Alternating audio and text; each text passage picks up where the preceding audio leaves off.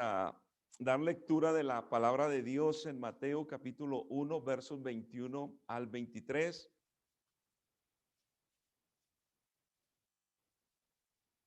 Gloria a Dios, y cuando lo encuentre puede indicarlo con un amén. Mateo 1 del 21 al 23 dice de la siguiente manera, y leo para ustedes: y dará a luz un hijo y llamará su nombre Jesús, porque él salvará a su pueblo de sus pecados. Todo esto aconteció para que se cumpliese lo dicho por el Señor por medio del profeta, cuando dijo: he aquí una virgen concebirá y dará a luz un hijo y llamará su nombre Emmanuel, que traducido es Dios con nosotros. Amén. El título del mensaje de hoy es Dios con, en y por nosotros. Vamos a hablar de esas tres cosas: Dios con, en y por nosotros. Amén. Gloria al Señor. Vamos a orar y dar gracias a Dios, y que sea Dios obrando, hablando a nuestras vidas. Padre celestial, Señor de la gloria, le invocamos dándole gracias en esta hora por esta preciosa oportunidad de poder escuchar su palabra. Le pido, Señor, que obre, que hable, Señor, a nuestras vidas, que sea edificando, Señor, nuestro espíritu. A través de la predicación, Señor, usted puede sanar, oh Dios, un cuerpo. Usted puede fortalecer una vida. Usted puede salvar, Señor, un alma. Glorifíquese, Señor. Se lo pedimos en el nombre de Jesús y damos gracias. Amén y amén. Gloria al Señor. Siéntense, hermanos. Amén. Gloria a Dios. Se nos vino el calor. Amén. La vida nuestra depende de Dios, pues nuestra esperanza es Dios. Pero Dios quiere relacionarse con nosotros, y precisamente cada uno de con, en y por son la manera en que Dios se quiere relacionar en nuestras vidas. Mirando un poquito el contexto de la profecía de Isaías, porque se da cuenta que lo que escribió Mateo, hermanos, él mismo se encarga de explicarnos quién lo dijo, y dijo por medio del profeta, el profeta Isaías, que he aquí una virgen concebirá y dará a luz un hijo y llamará su nombre Emmanuel. Eso es lo que escribe Isaías, pero ya Mateo nos da más luz y nos traduce el significado de Emmanuel, Dios con nosotros. Amén. Pero leyendo, hermanos, el capítulo 7 de Isaías y mirando el contexto de a quién se le dijo la profecía, dice la Biblia, hermanos, que ese capítulo comienza hablando de un rey llamado Acaz. Y dice la Biblia que este rey estaba en un momento complicado porque se le venía al enemigo a atacarlo. Y el rey tenía miedo, porque el enemigo era mucho más grande y tenía miedo de ser destruido. La Biblia nos enseña que este rey era un rey malo, era un rey del pueblo de Israel, pero era un rey malo. Pero aún en su maldad, Dios en su gracia y misericordia manda al profeta Isaías: ve dile que yo estoy con él, que yo le voy a ayudar. Inclusive Dios le dice a Isaías: dile que pida señal y yo le doy señal. Pero el rey no quiso pedir señal. Pero entonces, como él no quiso pedir señal, Dios sí le dio una señal. Amén. Aleluya. Dice la palabra del Señor respecto al profeta, respecto al rey Acaz, cómo era la vida de este hombre. Yo meditaba en las palabras de esa profecía. He aquí la virgen concebirá y dará a luz un hijo y llamará su nombre Emmanuel. Pero yo pensaba, ¿qué tiene que ver con el problema que está viviendo Israel? ¿Qué tiene que ver con lo que está viviendo el rey Acaz? Entonces, leyendo, hermano, la palabra de Dios, la Biblia nos enseña el comportamiento de este rey. La Biblia nos dice, hermanos, que este hombre era idólatra. Segunda de Reyes 16:2 dice que él no hizo lo recto ante Dios.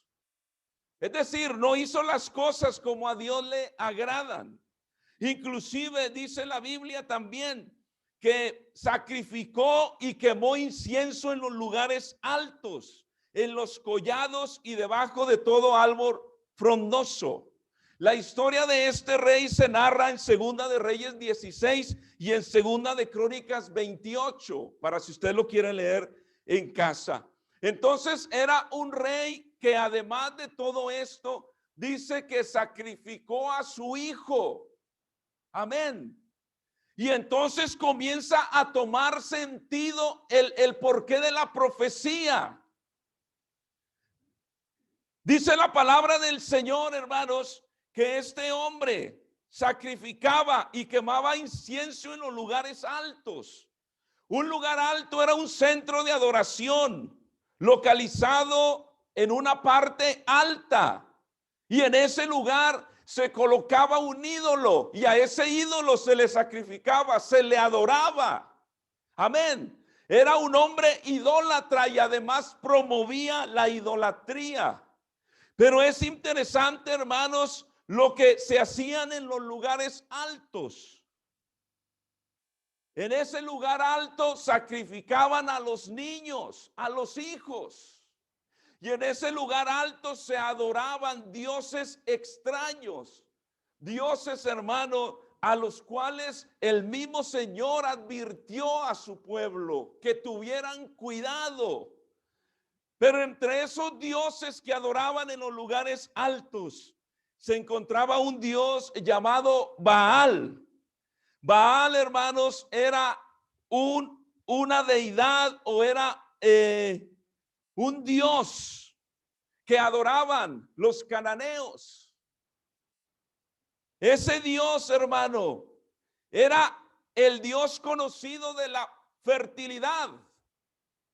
Es decir, en los lugares altos colocaban al dios Baal y al dios Baal le adoraban y le pedían que les ayudaran, sobre todo aquel que era infértil.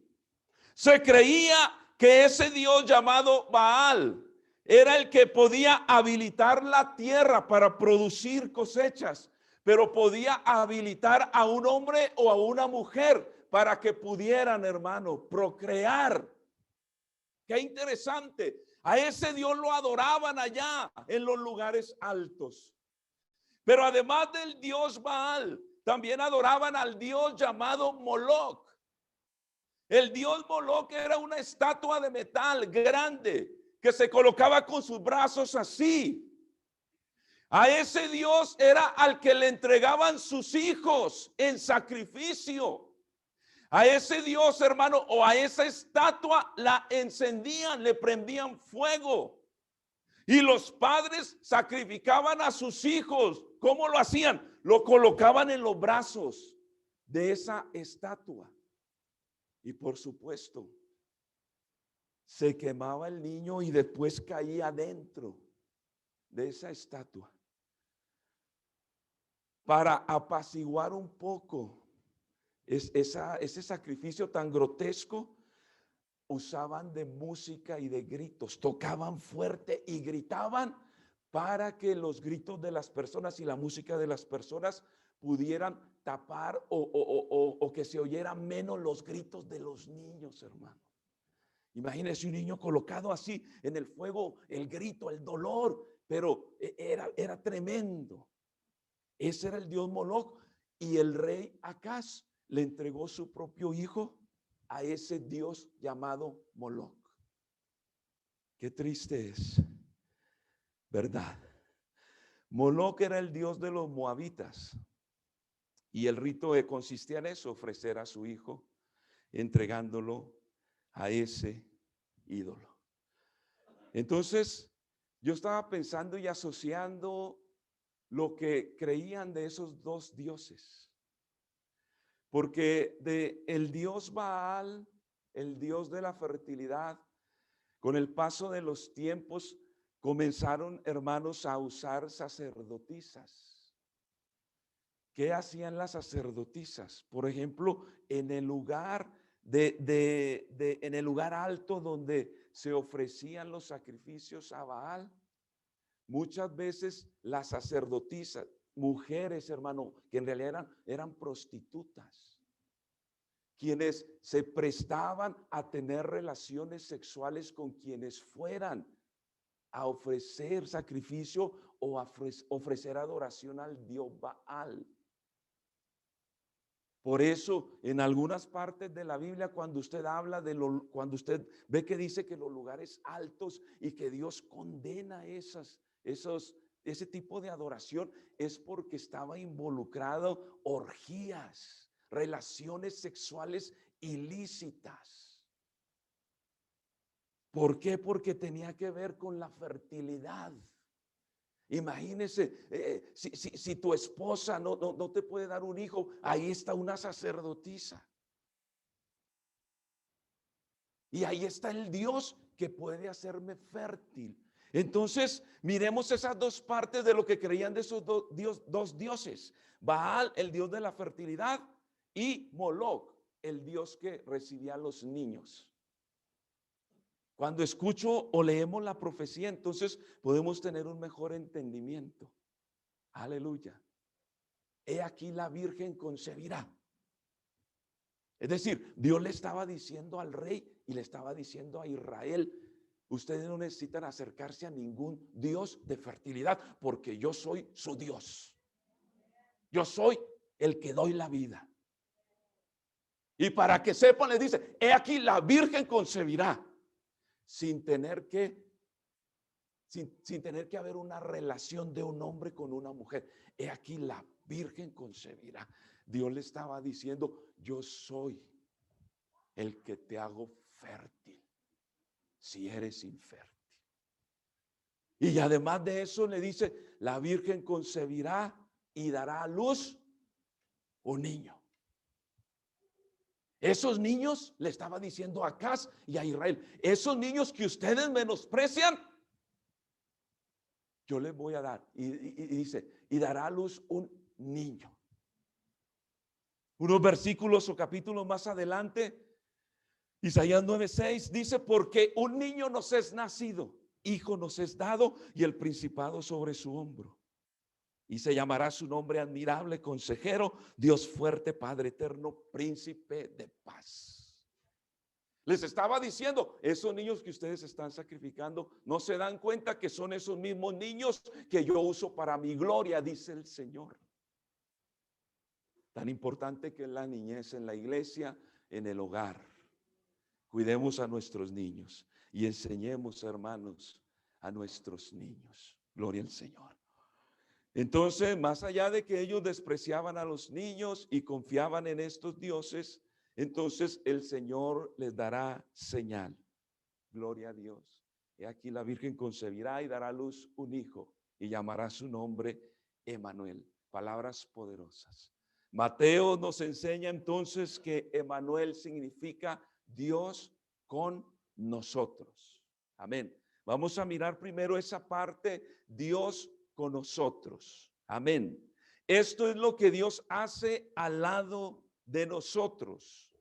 La palabra con indica que una persona acompaña a otra o hace algo junto a ella. Amén. Dios con nosotros, hermano, es quien obra, quien nos ayuda. Amén. Es el Señor que nos presenta la palabra de Dios como el Mesías, el Salvador esperado. Amén. Dice la palabra de Dios en Lucas capítulo 4: el Espíritu del Señor está sobre mí, por cuanto me ha ungido para dar buenas nuevas a los pobres. Me ha enviado a sanar a los quebrantados de corazón, a pregonar libertad a los cautivos, vista a los ciegos, a poner en libertad a los oprimidos, a predicar el año agradable del Señor. Jesucristo es Dios con nosotros. Jesucristo es el Mesías esperado. Jesucristo es el Salvador del mundo. Aleluya. Dios con nosotros nos demuestra y Dios despliega su poder y su gloria y su majestad a través de los milagros. Mateo, Marcos, Lucas, Juan nos presentan al Mesías, hermano, obrando a Dios con nosotros. Una cantidad de milagros que el Señor hizo, pero que en palabras del apóstol Juan, dice Juan 20, 30 y 31, hizo además Jesús muchas otras señales en presencia de sus discípulos, las cuales no están escritas en este libro, pero estas se han escrito para que creáis que Jesús es el Cristo, el Hijo de Dios, para que creyendo tengáis vida en su nombre. Amén. Es decir, que más allá de los milagros registrados, hubo muchos otros que no se registraron. Amén. Dios, hermano, hará milagros visibles ante la iglesia, visibles ante la sociedad, pero otras veces hará milagros anónimos en silencio, porque Él es Dios. Aleluya. Y Él sabe, hermanos, cómo obrar. Además de eso, dice Juan 21, 25.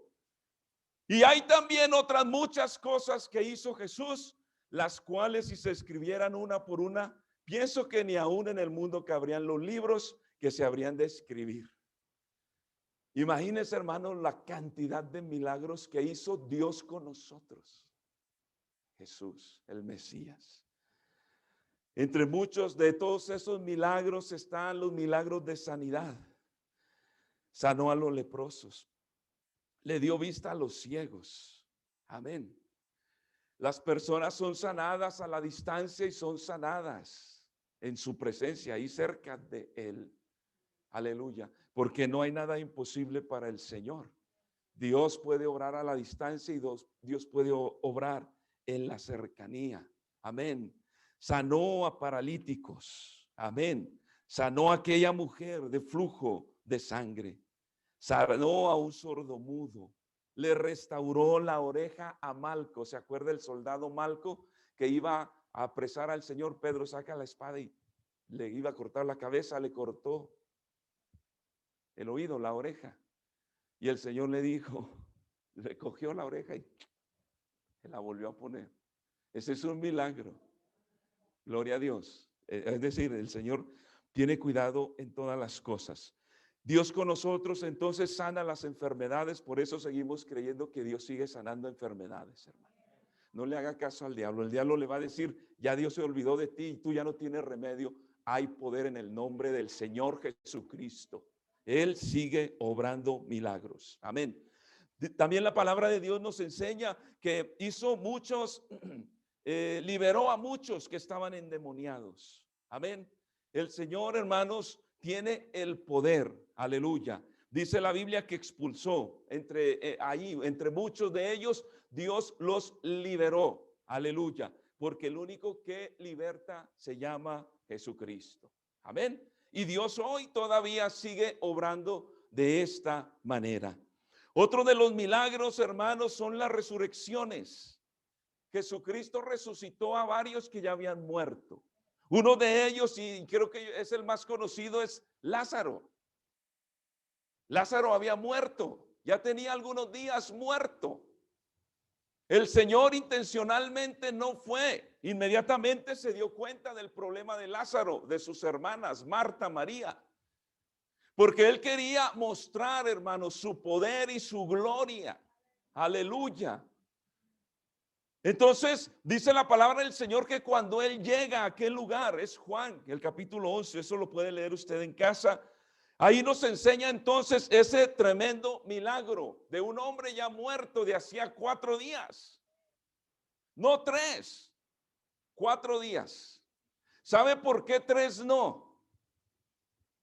Porque 3 días de muerto muchos pensaban que todavía no acababa de morir completamente. Por eso cuando Cristo resucita al tercer día, lo negaron los líderes religiosos. Y se inventaron por ahí, primero que se habían robado el cuerpo, pero también no creían porque pensaban que en realidad no había muerto. Y Jesucristo conocía el entorno, la cultura. Y por eso el Señor se esperó 4 días, no 3. Por eso al cuarto, cuando el Señor llega allá y el Señor les dice, muevan la piedra, le dicen, Señor, ya huele mal, ya lleva 4 días. Ya el cuerpo se descompuso. Pero el Señor ahí desplegó su poder, su majestad, su gloria. Y Él demostró quién es el dueño de la vida y el dueño de la muerte. Aleluya. Y simplemente con esas palabras poderosas le dijo, Lázaro, ven fuera. Aleluya. Y al instante, hermanos, sale Lázaro de la tumba. Algunos escritores dicen, si el Señor hubiera dicho, sal fuera, se salen todos los muertos resucitados. Por eso específicamente dijo, Lázaro, sal fuera. Porque aquí está la resurrección y la vida. Gloria a Dios. El Señor levantó, hermanos, a algunos otros muertos. Amén. Pero entendemos que todos ellos que fueron resucitados volvieron a morir. Además de todos estos milagros, alimentó a una multitud, multiplicó panes y peces. Amén. También caminó sobre el agua, ese es otro milagro. Pues ¿quién puede caminar o suspenderse en el mar? Pues nadie, hermanos. Solo el dueño, el creador. Entonces anduvo sobre el agua, calmó las tormentas. Amén. Le llenó la red de peces a Pedro. Amén. Que ya no podía ni sacar de la cantidad de peces. Mandó a Pedro a sacar un pez y dentro del pez venía, hermano, el dinero, ¿verdad? Venía la moneda para pagar los impuestos. Le dijo, paga los tuyos y los míos. Hasta Jesucristo pagaba impuestos, hermano. Ahora que estamos en el tiempo de los impuestos, pague sus impuestos y no sea tranza, no sé qué. Seamos, hermanos, leales. Además de ello, convirtió el agua en vino, que fue el primer milagro que el Señor hizo. Amén. Todo ello nos enseña, hermanos, lo que Dios con nosotros puede hacer. Amén. Y muchas veces cuando pensamos en Dios, lo pensamos de esa manera, Dios conmigo. Porque a veces solo estamos interesados en lo que Dios va a hacer conmigo, en lo que Él me va a ayudar, en lo que Él me va a proveer. Y hay muchos que solo piensan en Dios para pedirle. Dame, Señor, y dame, y dame, y dame. Y Dios en su gracia y misericordia nos da. Dios en su gracia y misericordia nos bendice, nos ayuda, hermanos. Dios es fiel, Dios es bueno. Amén. Pero Dios, hermano, quiere tener una relación más profunda con nosotros. Por eso titulé este mensaje, Dios con nosotros, va a mi lado. Pero Dios no quiere ir a nuestro lado, Dios quiere estar dentro de nosotros. Esa es una relación más íntima, más cercana. Porque Él es el Dios que hace milagros. Pero Él no quiere que lo busquemos a Él solo por los milagros. Él quiere tener una relación cercana con usted y conmigo. Aleluya. Por eso la Biblia dice, hermanos, Juan 14, 15 en adelante, si me amáis, guardad mis mandamientos, y yo rogaré al Padre y os dará otro consolador para que esté con vosotros para siempre. El Espíritu de verdad, al cual el mundo no puede percibir, porque no le ve ni le conoce, pero vosotros le conocéis, porque mora con vosotros y estará en vosotros, dentro. Esa es la segunda relación, hermano, que Dios quiere tener con nosotros, sus hijos. Él no quiere ir solo a mi lado, Él quiere estar dentro de mi vida. ¿Sabe por qué? Porque Él quiere controlar su vida y mi vida. Dios no acepta parte de nuestra vida. Él quiere todo o nada. Con Dios es todo o nada. Por eso la Biblia habla de los tibios, hermano. El tibio no va a alcanzar, no va a llegar al cielo. O le doy todo al Señor o no le doy nada. Nadie puede servir a dos señores. No se puede amar a dos. Por eso el Señor dice, llamarás al Señor tu Dios con todo. Esa es la relación que Dios quiere tener, Dios en nosotros. Su Espíritu Santo quiere estar dentro de nosotros. Amén. ¿Por qué? Porque por medio de su Santo Espíritu vamos a ser transformados desde adentro hacia afuera. Aleluya. Dios con nosotros, hermano, su presencia en nuestras vidas. Porque Dios, hermano, quiere obrar en nosotros, cambiarnos, transformarnos y producir algo para su gloria. ¿Se da cuenta? Llegamos con Dios con nosotros. Y muchos de nosotros a lo mejor llegamos al camino del Señor porque queríamos algo, necesitábamos algo. Dios me puede ayudar. Y Dios nos ayudó, pero ya nos quedamos. Porque hay algo tan maravilloso en Él que a veces ni lo podemos explicar. Que a veces uno piensa, ya me quiero ir mejor, me quiero alejar, pero ¿a dónde me voy? Solo tú tienes palabras de vida eterna. Es que no hay nadie mejor que tú, Señor. Lo mejor que me has pasado, lo mejor que ha pasado en mi vida. Entonces Dios quiere tener esa relación cercana en nosotros. Y así como recibimos de gracia, también nosotros debemos dar de gracia. Y precisamente el Espíritu Santo en nosotros es lo que va a obrar eso en nuestras vidas. ¿Sabe por qué muchas veces no podemos cambiar? Porque no buscamos el Espíritu Santo. Porque queremos cambiar con nuestras fuerzas, con nuestra inteligencia. Y a veces queremos portarnos bien y a veces podemos y a veces no. Pero lo estamos haciendo con nuestra fuerza. Y precisamente Dios en nosotros, eso es lo que Él quiere hacer en nuestras vidas. Traer un cambio profundo desde adentro, hermanos. Desde lo profundo de nuestro ser. Primera de Corintios 6:19 dice, ¿o ignoráis que vuestro cuerpo es el templo del Espíritu Santo, el cual está en vosotros, el cual tenéis de Dios y que no sois vuestro? Amén. Así es que el cuerpo del creyente se convierte, hermanos, en el templo del Espíritu Santo. Amén.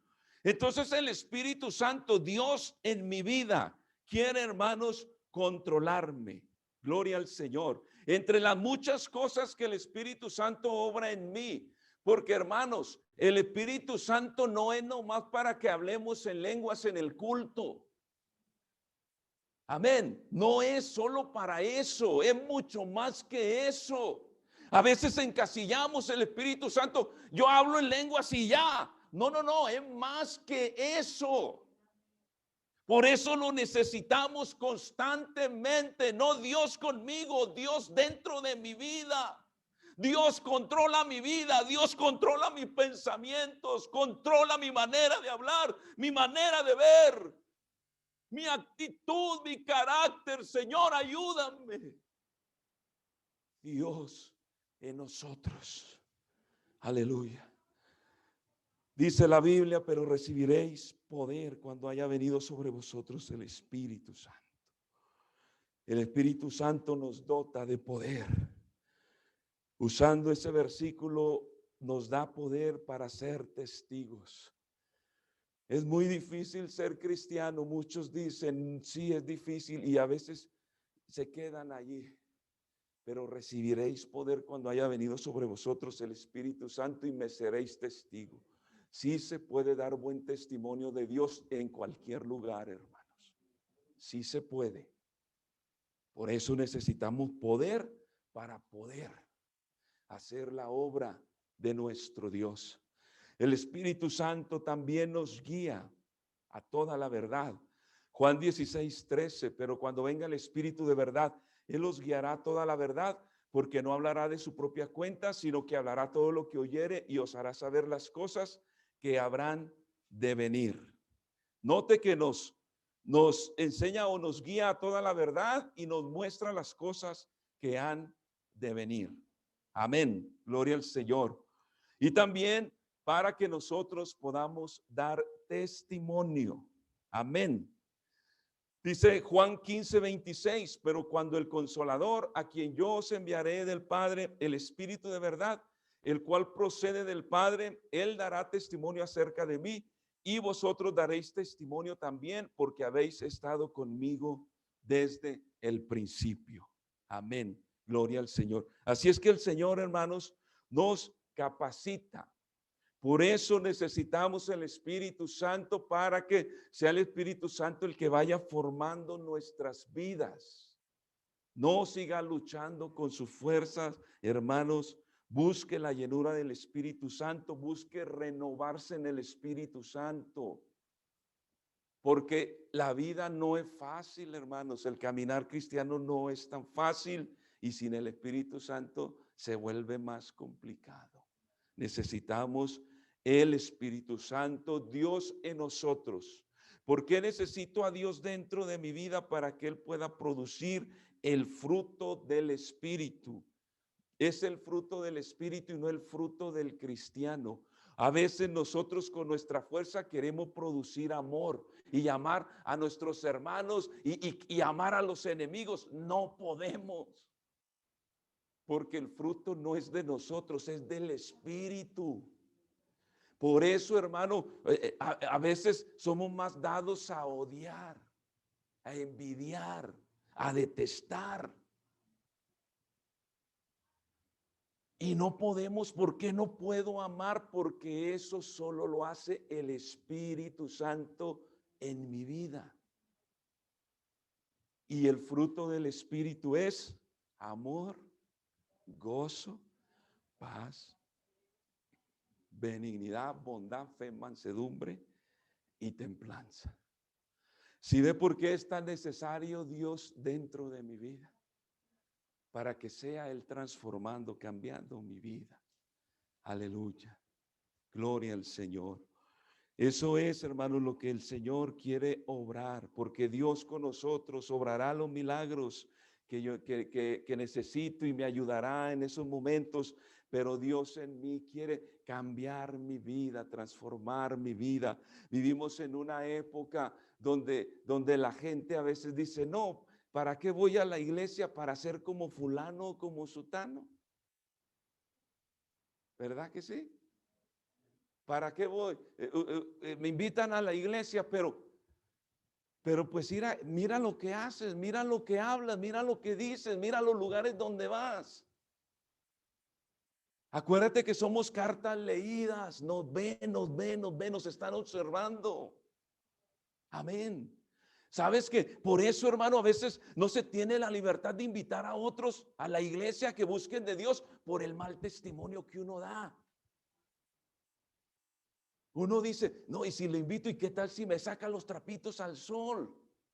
Si ve por qué necesitamos Dios en nosotros, dentro. Porque a veces no puedo controlar mi lengua, no puedo controlar mis pensamientos, no puedo controlar mi vista, no puedo controlar mis actitudes, mis arranques, mi carácter. Por eso, Dios en mi vida, que sea Él, hermanos, llenando la vida de cada uno de nosotros. Aleluya. Y que lo que produzcamos sea para la gloria del Señor. Y podríamos aquí, hermanos, hablar de cada uno de ese fruto del Espíritu. El segundo es el gozo. Y el que produce ese gozo es el Espíritu. Es Dios en mi vida. Amén. Gloria al Señor. Que más allá de las circunstancias, puedo sentir el gozo de Dios. Y cada uno de ellos, hermanos, la paz, la paciencia y cada una de esas cosas que Dios obra en nosotros. Amén. Las necesitamos. Por eso no te olvides que Dios está con nosotros, pero Él quiere estar en nosotros. Amén. Y por último, Dios por nosotros. La palabra por indica la persona o la cosa en favor o en defensa del cual se hace algo. En otras palabras, Dios por nosotros es nuestro defensor. Él es quien nos defiende. Amén.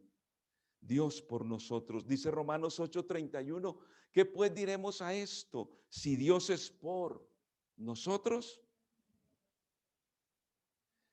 como que Dios está diciendo, a ver, ¿quién?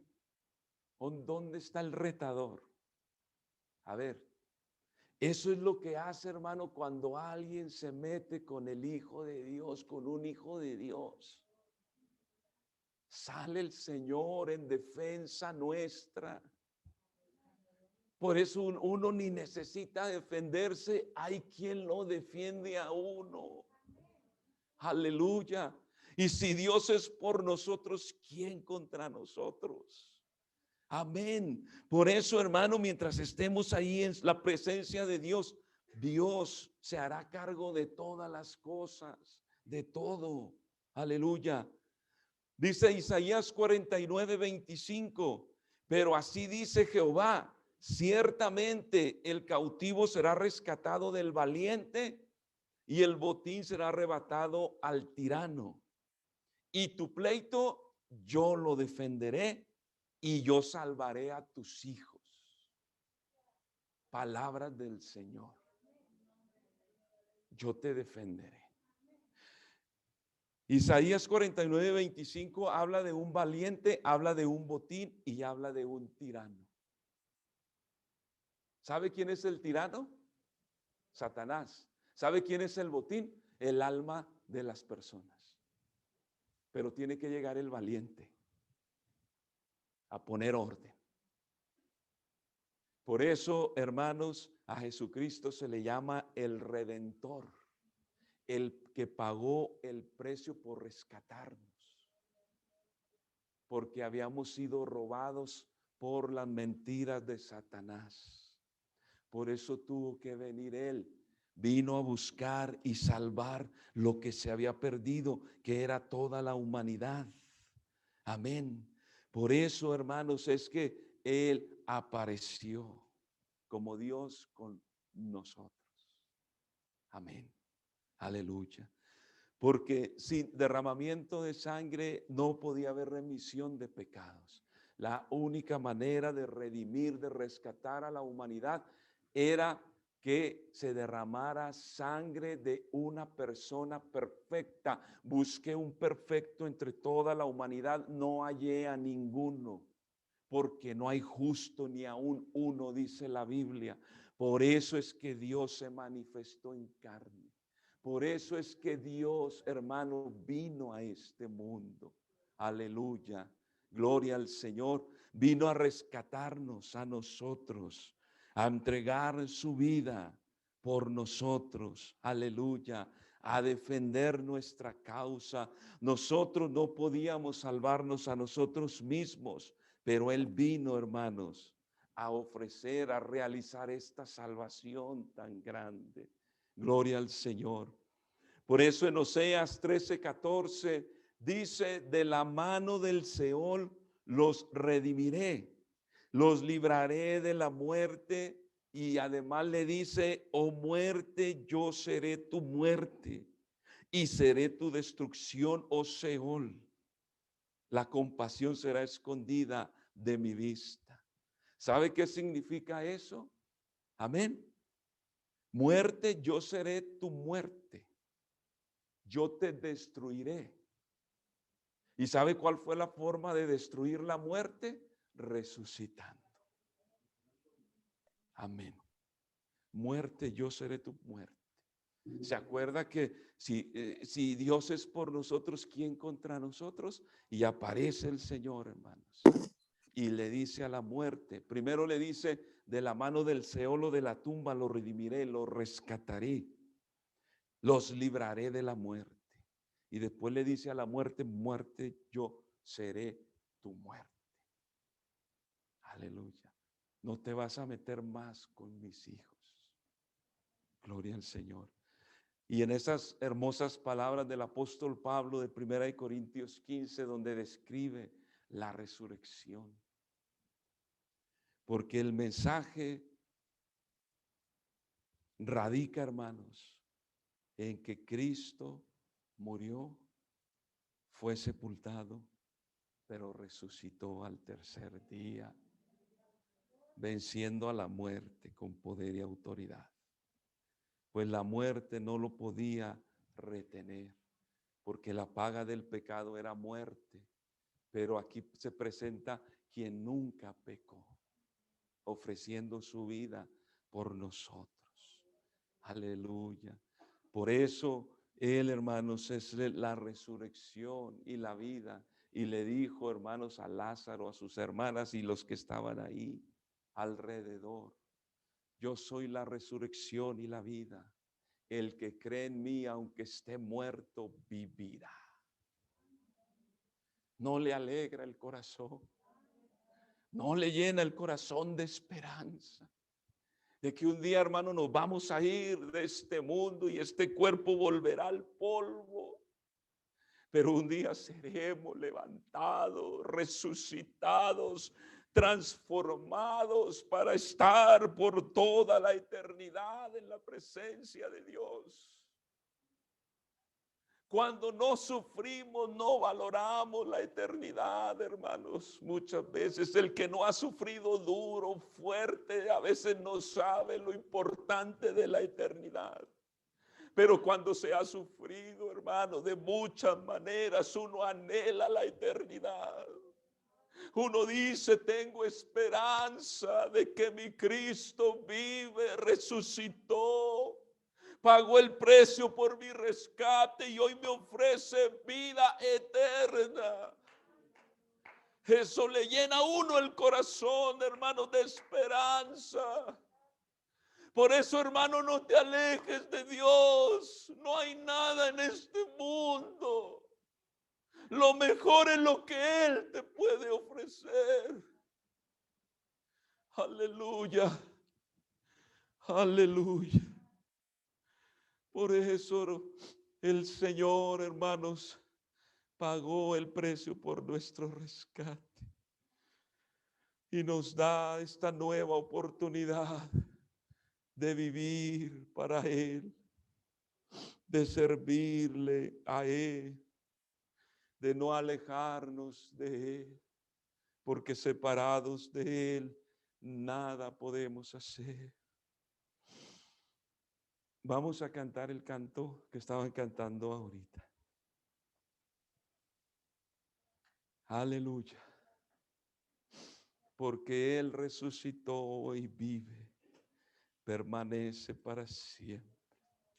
Por eso, hermanos, muchas veces uno se siente decaído, triste, cansado, frustrado, desanimado. Pero cuando se arrodilla y le ora a Dios y busca su presencia, uno siente como que vuelve a la vida. ¿No le ha pasado? Uno se siente como que vuelve a la vida. Claro, porque estamos delante de la resurrección y la vida de aquel hermano que levanta lo muerto. Si tu ánimo está muerto, aquí está el que resucita tu ánimo. Si tu fe está muerta, aquí está, hermano, el que inyecta fe a nuestras vidas. Aleluya. Aleluya, Él es nuestro Dios.